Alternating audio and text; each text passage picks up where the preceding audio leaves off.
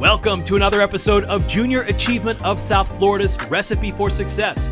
Just as there are no two recipes that contain the exact same ingredients or measurements, there are no two success stories exactly the same. Recipe for Success features entrepreneurs, visionary leaders, and innovators of all ages who will share the ingredients that make them successful. Here's your host, Lori Salarulo, President and CEO of Junior Achievement of South Florida.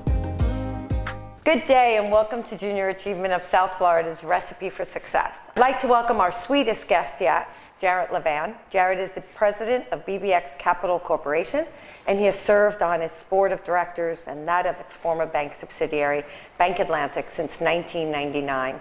BBX Capital has several portfolio companies, including Hoffman's Chocolates, one of our JA BizTown storefronts, of course. He is also on the board of Blue Green Vacations, another tremendous partner of Junior Achievement of South Florida's, and we look forward to Jarett sharing his recipe for success. Welcome. Thank you, Laura. How are you? It is so good to see you. I'm doing great. I know, It's twice in what, 1 month? Yes. We get to be together? Good to be here. I love it. And I just want you to notice that Jarett brought the Breakfast of Champions this morning. We have a little, what we call Hoffman's, can I say that? Hoffman's crack candy. Probably should cut that. We have the Breakfast of Champions this morning that you were so sweet to bring, and we really appreciate that. But for now, so I really want to start with, everybody in the community knows Jarett Levan, right? You are so well known within the community for many, many things. Your leadership within your organization, your leadership within this community, as a father, as a husband, as a son. No, I know we're kidding, but I'm really being very serious about that. And I think those are all the things that we all know about you and admire about you. But I would love if you could start off with one thing that maybe those of us in the community don't know about you. One thing. So I would say that my greatest achievement wasn't graduating law school. It wasn't marrying my wife, which was a tremendous achievement, which I'm very proud of and very lucky for. It isn't the businesses that we've run. My greatest achievement to this date and my hardest was climbing Mount Kilimanjaro when I was 25 years old. And it was my greatest achievement because mentally and emotionally it was the hardest thing I've ever done. I sat for the Florida bar and I left the next day. Wow. And it was 5.5 days of endurance, of mental challenge. And I tell people that planning 3 years of law school and 3 months of studying for the bar and leaving the next day, that climbing that mountain was harder than those 3 years. Wow. So I did not know you had done that. I knew you would not know that. I did not know that, and I'll bet you most of our audience out there did not know that. So, boy, that opens up a whole nother conversation, right? It's 19,500 feet. Wow. It's the highest mountain in Africa, and it was a memorable, incredible experience. So you were preparing for the bar as well as preparing for this climb, because I'm assuming you did some prep for the climb? I did. It's not really a climb as much as it is a hike, but the hardest part is as you get higher up, clearly, higher altitude, less oxygen. We got to the top. One of the things that I regret is we got to the top of the mountain, and you climb up or you hike up with 30, 40, 50 people. You sleep in camps each night. We all have what are called Sherpas who carry the food and carry the bags. And you get to the top, and we got to the top with the group, people coming at different times, and people are planting their flags, their Spanish flag, their Canadian flag, their French flag, and we had nothing. And it actually demonstrated to me then how important pride is for your country, how important patriotism is. And I actually regret that we didn't have anything to plant when we got to the top of the mountain. Wow, that's interesting. So did you take that lesson of making sure that we include pride of our country, of our family, of our community into your career after that, right? Because you were 25 at that time and just starting out. I don't think I took the lesson. There are two lessons or two things that I keep with me from that day. One is the butterscotch moment. Okay. And the second, why am I not surprised, first of all, that it has the name of a candy? Okay. and the second was the challenge of being able to do something that, I was not athletic at the time. I'd never run a marathon. I'd never climbed a mountain. I'd never, and so it was the ability to do something that physically and emotionally challenged me. And I have a good friend who who came on the trip with me, and he pushed me. I was about to give up, and he pushed me in the last 5 or 6 hours. He says, "We're almost there. We can do this." And Wow. I give him a lot of credit for that. The butterscotch moment is, so how long does it take to enjoy a butterscotch? 2 minutes? Yeah, maybe 2 to 3 minutes. So the butterscotch moment is to stop for a moment, stick a butterscotch in your mouth, and just savor that moment. Oh, I like that. Whatever that moment is, just to stop, smell the roses, look around, appreciate life, enjoy that butterscotch. And at my wedding, my brother handed out butterscotch to everybody who was in attendance, just to savor that moment. Savor the moment. And I think today in our world with technology and social media and all of those things, it is so hard to be in the moment. There's so many distractions going on. Terribly hard, right? Right? There's so many distractions. How do you deal with that? Well, first of all, as a my business phone owner? is sitting about 10 feet from us right now. And so you're freaking out? And there's probably emails and text messages coming in. So yes, I'm freaking out. I'm not very good at it. Right. There's no such thing as vacation with our cell phones. I don't bring the butterscotch with me, but I do try to savor those moments with my family, at work. We are very good at celebrating in our businesses. And so the technology gets in the way at times, but it is so important to stop and celebrate. And that's one of our themes at Hoffman's Chocolates, to celebrate. It's so important to celebrate. And it's no different than the butterscotch moment that we created 20 years ago. It's the same. It's whether it's celebrating, smelling, savoring, it's all the same. Yeah, And I love it. as hard as we work, as students, as parents, as executives, you have to take that time. Yeah, and I think, but you're right, it is getting harder and harder to do that. So hard. So let's start out for a moment, because yours, as young as you are, I think we're only a year or two apart. Right. But as young as you are, but you started out pretty young, and that may not be something, I know I've had the privilege of hearing that when we met before, but I'm not sure that everyone knows how early your career as an entrepreneur, particularly in the sweets or the candy business, started. Tell us about your first experience as an entrepreneur. So I probably started earlier as an entrepreneur selling bagels. I cannot remember which came first. But in 6th grade, I had a candy business in school. I would go to the Five and Dime. That was pre-Costco. And I would buy blow pops and lemon heads and airheads and all the candy for 5 cents a piece. And then I would go to school, and in a brown bag, I had the candy, and I'd sell them for 25 cents a piece. Principal called me into his office. I was at a private school. And not only did he tell me I couldn't sell the candy, but he took the candy. He confiscated all the candy. Oh my goodness. So I went home that night and told my parents that I want to switch schools. That's one way to deal with it. And it. in 7th grade, I switched schools and I started the business all over again. So that was the beginning of my candy business. So what, from that earliest career, so right, there's a lesson in there, there's an ingredient in there somewhere, right?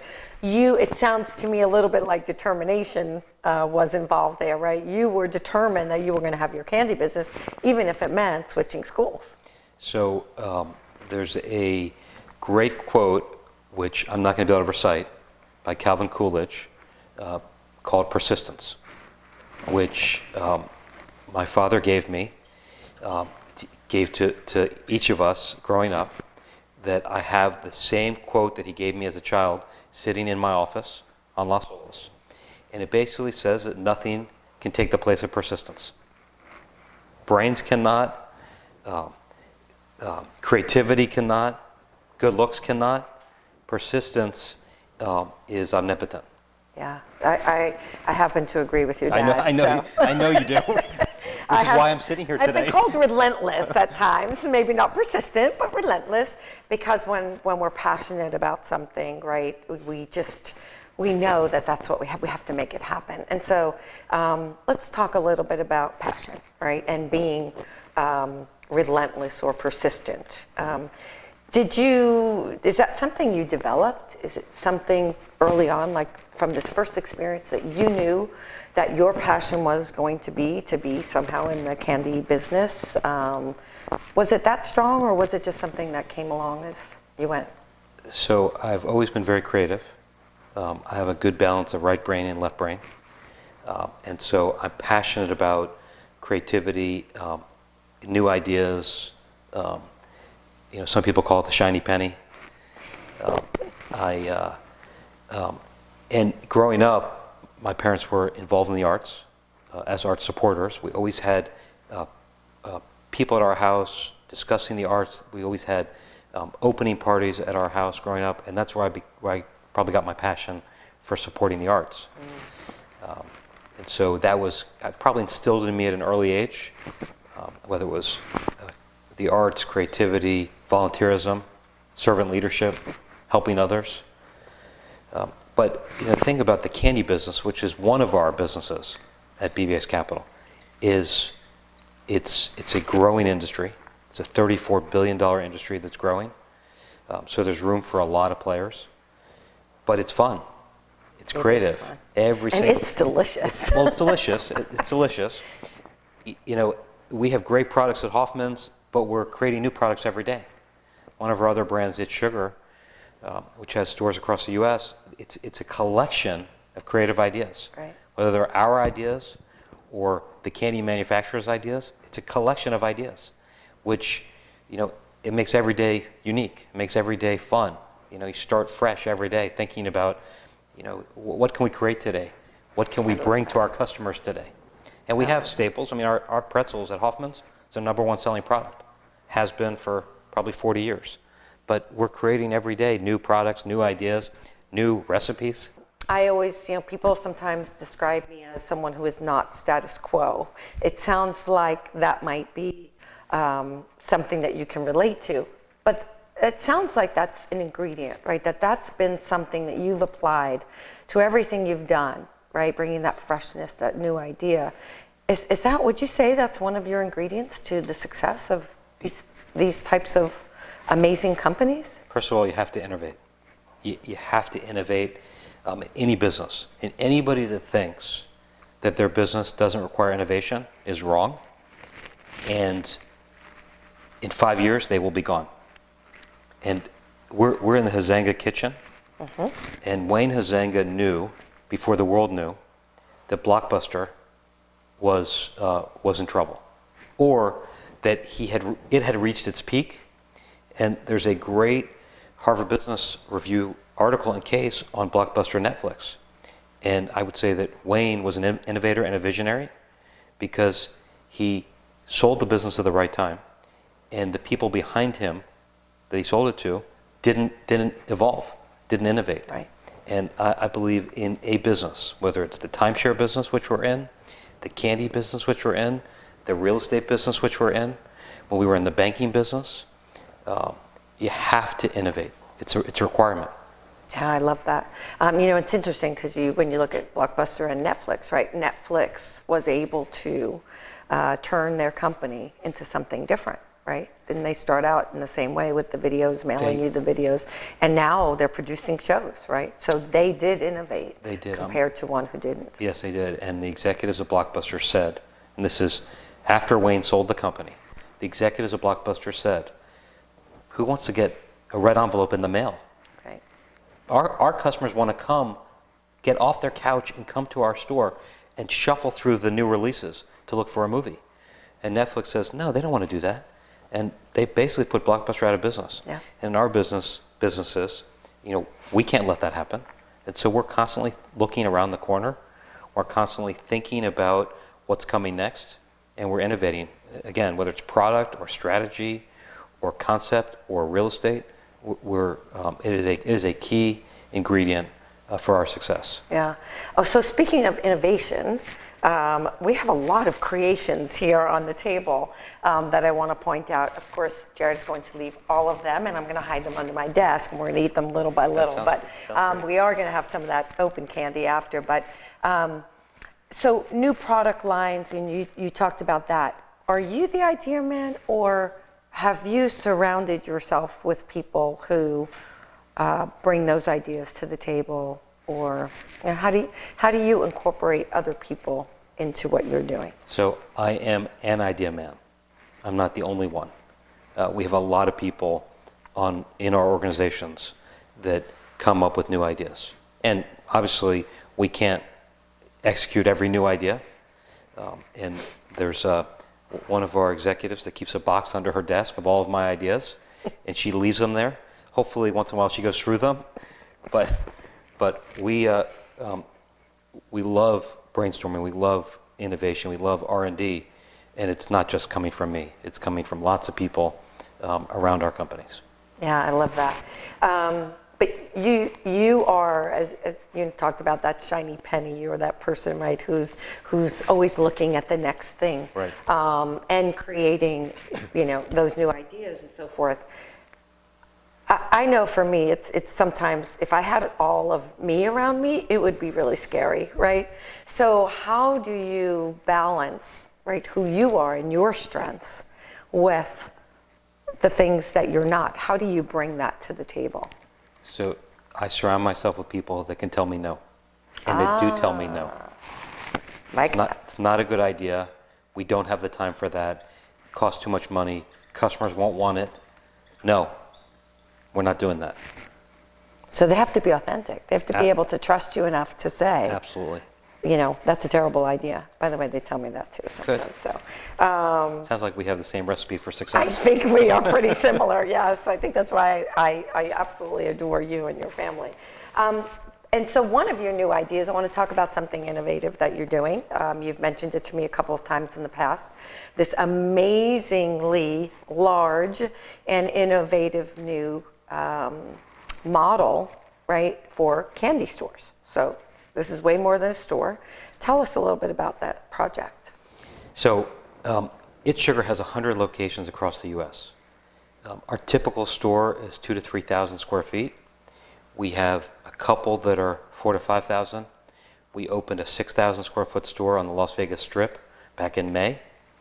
Our next project is a 23,000 square foot candy department store in a project called American Dream, New Jersey. It is a 3.1 million square foot retail entertainment center. 55% of 3.1 million is entertainment, indoor roller coasters, indoor water park, indoor ski slope, indoor putt-putt, aquarium, and more. And then the other 45% is retail. Wow. We are featuring this candy department store, and you can go to M&M's in Times Square or Hershey's in Times Square or others. It's the first time you're going to be able to go to a candy department store where all the brands are represented.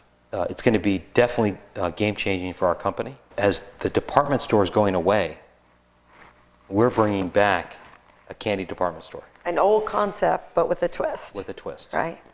Like a Twizzler twist kind of thing. Sorry, that was a bad joke. You can get many flavors of Twizzlers. Right, exactly. In this candy department store. So for you to bring all those brands to this project, I would imagine took some doing and some relationship building. Talk about how that plays into your success and the company's success, because I would imagine it does. So I can tell you that I take very little credit for that idea and for the execution of that store.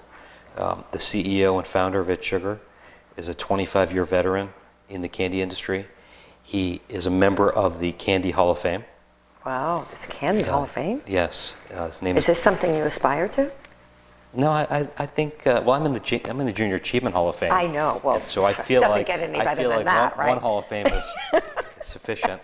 But he is very well connected in the industry. He's got great contacts at Oreo and Sour Patch Kids and Swedish Fish and Wrigley's and Mars and Hershey. These are all relationships that he has, and he brought the industry together for this idea. And there's more to come from It's Sugar in terms of its, I don't think we go from 23 to 30,000, but there's more ideas that are coming with It's Sugar and some of its opportunities inside the industry.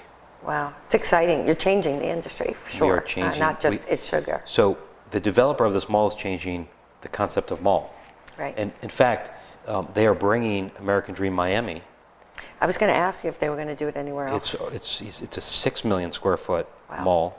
mall in northern Hialeah, which has been approved by the Miami City Commission, and so It's Sugar will also be featured in that project. But that's going to be incredible for Dade and Broward counties, because it's going to be close to the county line, and it's going to be a brand new entertainment district for our community. Wow, that's really exciting. Yeah, I can't wait. Well, we're going to follow that, and I'm going to have to make a trip to New Jersey, I think, until they open the Miami one. So for any football fans, this is right across from the Meadowlands, so it's where the Jets and Giants play. It's directly across, and there's a pedestrian bridge that goes from the parking lot of the stadium? Of the stadium to the mall. To the mall. Wow, that's pretty cool. Actually, they don't like when you call it a mall. Oh, what do they call it? I think it's called an entertainment center. Okay. Because 55% of it is entertainment. Well, because it's all perception, right? Exactly. So if you use the word mall, people have a certain perception in their mind of what a mall is, Right. And malls, right now, I think, the perception of malls is changing, not for the better. That's right. And in New Jersey, retail is closed on Sundays. Oh, So yes, I did know that. right. So I remember that. so half the mall will be closed on Sundays, and the other half will be, pretty active, including It's Sugar, which will be open 7 days a week. So we just talked about, for a second, perception, Yep. right? And how the perception of malls is changing. But how does perception, and I guess I would probably go with that, branding, how does that all, and marketing, how does that all play into either your own personal brand or the company's brand? Is that how do you incorporate all of that? I know you have the most amazing marketing person on your team. Yes, yes, we do. Lois, so I get to work with her. But it truly, you can be the best brand in the world, but if nobody knows about it and it doesn't have a great reputation, will it matter? So how does that play in? So I would say that our brands mirror, in many ways, the personalities of Alan Levan and myself, my father and myself. And I think they have to. If you're leading companies, I think that they have to be, almost shadow each other, the brand of the company and the brand of the individual. That's authentic leadership. And authentic leadership is something that I'm quite proud of, something that we've been able to achieve for 40 years. And I think that is why we have so many loyal people that have worked for us for a long time. And we don't always make the right decisions. We don't always make the popular decisions, but we're honest about it. And we're proud to talk about our accomplishments, but we don't hide from our mistakes. Yeah, that's really important, is it?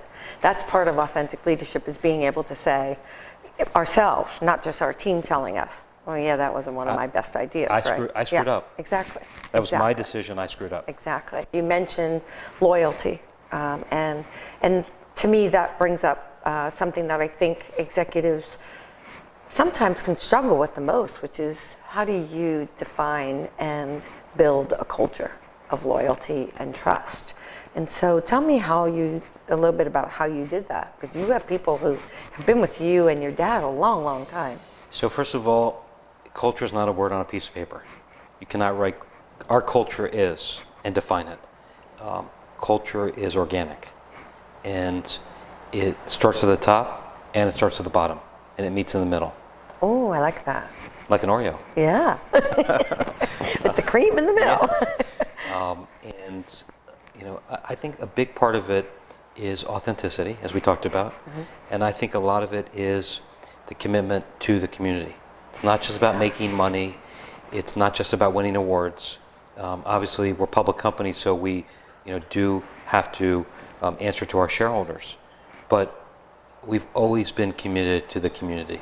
Yeah. And the community is not just Las Olas or Broward County. At BankAtlantic, we had 100 locations. We operated in lots of different communities. In my mind, the community is 3 to 5 miles around where you do business. And we do business in 41 states and Canada. So that's a lot of small communities that we operate in, or big communities. And our employees have the ability to roll up their sleeves on our dime and work in those communities. And that's important to us. Yeah. So you put your money where your mouth is. You support them on days, right, working days where they go out into the community. I mean, we have the BankAtlantic bug here. I can remember that's how when I first met you and the team at BankAtlantic, Marcia and Lois and everybody and your dad, was out in the community, right? Things that you did with Habitat and so many different organizations that the list goes on and on. So it started early on. And you've done that with all of your companies. Blue Green, we were just looking at this. I thought this was so clever. I love it. This is an invitation to an opening of one of their Blue Green facilities or vacation resorts. In New Orleans. It's perfect, and that goes back to the branding. By the way, right? this weekend, this grand opening weekend, which was I think back in July, one day was a party, and another day was the executives rolling up their sleeves with the community and doing work. I forget what the project was, right. But it was part of the, we're going to celebrate, but we're also going to give back. We're also going to give back. Right, and that's something that you have run through all of your companies. It's always been, a key ingredient. It's something that I do personally, and my wife does, and our kids do, and it's something that we encourage our almost 6,000 employees at BBX Capital to do as well. And again, they can do it on our time, but we also encourage them to do it on their time. Well, you have grown, 6,000 employees. Mm-hmm. Wow. So you touched on your kids and how community is a part of your lives, your family's life, as well as the company's lives. And so I want to talk a little bit about that. I mean, so, sometimes it's hard for kids coming up behind amazing leaders like you and your dad and the family, people in the family who came before them. And so what do you do to help them to figure out who they are, what their passion is? Kind of, what we're doing here at JA with 58,000 students this year, by the way. That's grown by 8,000 this year. Just want to mention that. We're very, very proud of that. Thank you. But so, right, part of our mission is to inspire and ignite that passion and help them find what they love and what they want to do, and then give them the skills to do that. As a parent, right, it sounds like you're doing some of that. How are you doing that with your kids, and how do they respond to that? So first of all, I would be remiss if I didn't mention that both of my kids came through JA in 5th grade, and they love the program. I have a partner at work, and that's my father, and I have a partner at home, and that's my wife. And Dara gets a lot of credit for what our kids have become, the special people that they are, the incredible teenagers they are. But they see us as parents, and Dara is just as philanthropic as I am. It's important to her. That's probably why I was attracted to her, because she cares so much about other people. She's very passionate. You talk about my passion. Oh, she's passionate. Dara has a lot more passion than I do. And she's an incredible mother, and she's the CEO of our home. And I give her a lot of credit for what our kids are and have become. But our kids have their own personalities, and we would never expect them to be us. And they have their own interests and their own passion. And, I'm not sure either one of them is interested in business or in our business, but that's okay. Right. You would think sugar, candy. You would think, right? You would think that they would be, right? But not necessarily. Which is amazing that you are not putting that pressure on them, right? And you want them to find their own way and their own passions, right, to apply. From a skills perspective, right, how do you give them the experiences? Is it through the community work that you do, that the family's involved in? And you're right, Dara has been an amazing, I'm fortunate to know her as well, and she's extremely passionate. Yes, she is. And coming out now in her writing, which I love, so she has a way of expressing that. But how do you teach them those skills that they're going to need when they find that passion? I don't know that I can explain it. It's just the way we talk to them, what we expect from them, how we encourage them. I think they have to have 150 hours of volunteerism to graduate, but 350 hours to get a special cord. There's no question that they're going to have 350 hours. It's not a question in our house. It's not just about you. It's about how you react and approach others and how you help others. It's how I was brought up, and it's how Darren and I are raising our kids. Yeah, and it's so much, I think it's so much a part of people's success. And it's hard to do that today as a parent. It's hard to do that with these students with that social, going back to that whole social media and all the distractions. It's really hard. So we have to make sure, I think, as parents and as educators and as organization leaders, that we're giving them the opportunity to experience things, right? And put that phone down and live it in the real world versus just a classroom. Not that the classroom is bad, but we have to get them out there to experience it. So in a prior life before Dara was a writer, or before she was a published writer, she's always been a writer, she was a speech pathologist, speech therapist. And she would always say to our kids and to others, I don't want to see the top of your head. I don't want to see you looking down. I want to see your eyeballs. Right. And I think that's important. I mean, those are skills, whether it's looking someone in the eye, shaking their hand, speaking in public. I think those are life skills, and you're not going to get that from a phone or a game box.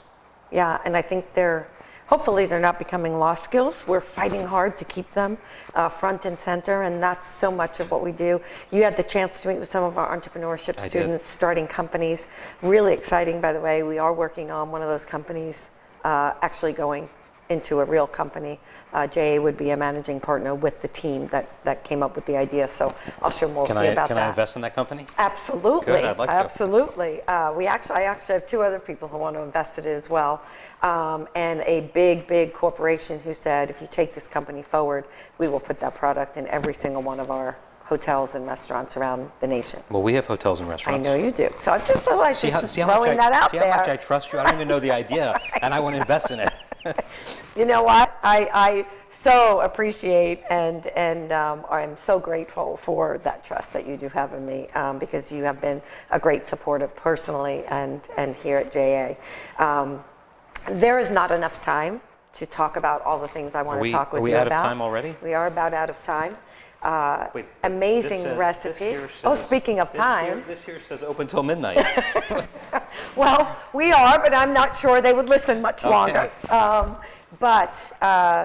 It's just been amazing. And again, you're going to have to come back because there's so much more to talk about. Happy to. But I do want to read at least a little bit about what I took away from our conversation and some of the ingredients that you mentioned. And so I'll read these off for everyone. And I think it's kind of cool when you see it all together, right? I'd actually like a copy of that. You absolutely will get one. So I love this one. I think I'm going to go out and buy butterscotch candy. So for those of you who want to savor the moment, go out and buy those butterscotch candies and be in the moment. And I love that. Do something challenging. Step out of your box, right? I love that. Celebrate successes. So important. Persistence, that relentlessness, right? That tenacity. Passion, creativity, servant leadership, which goes along with that commitment to community that you talked about.